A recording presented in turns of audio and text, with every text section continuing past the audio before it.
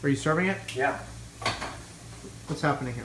So here we got the risotto. I'm gonna finish it up, kind of plating here. But as you can see, we've got a nice little spinach risotto, some charred tomato onion, or cherry tomatoes. And now I'm just sprinkling a little bit of pecorino romano right on the top. Make it look nice. This is a dish that you can see took us no more than 10-15 minutes. Tell me again what's in here. So what we have is we started out with some onions, a little bit of garlic, sauteed in olive oil. We then added the risotto, which is a short grain rice.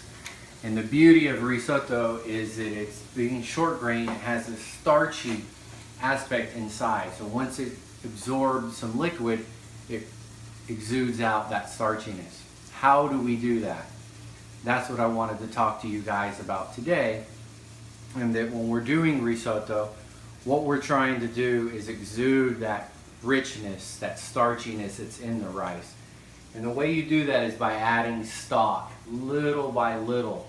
And as it absorbs that liquid, it will then burst out and start getting creamier and creamier and becoming, as they say, more al dente, to the tooth, to biting.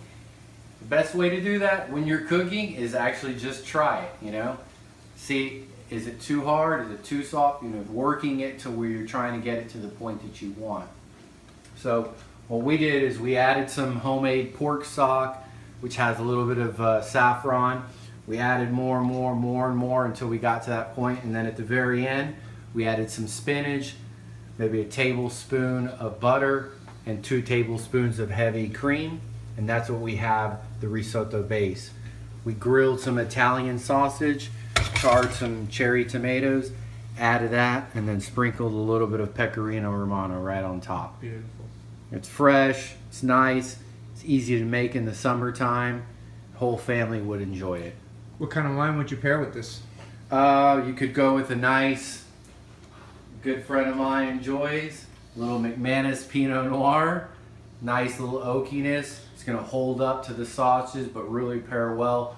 The richness of the dish, the cherry tomatoes, the spinach, the creaminess of the saffron.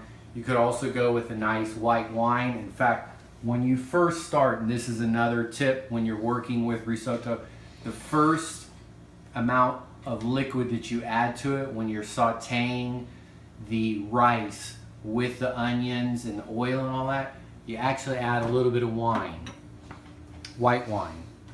You can add red wine, most of the time white wine. So a nice Sauvignon Blanc, and a good thing to do, whatever wine you add to the risotto, is the wine that you drink with it. Great little combination. Never cook with a wine that you won't drink. So that's it. Again, don't forget, best table in town, your home. Bon appetit. Bon appetit.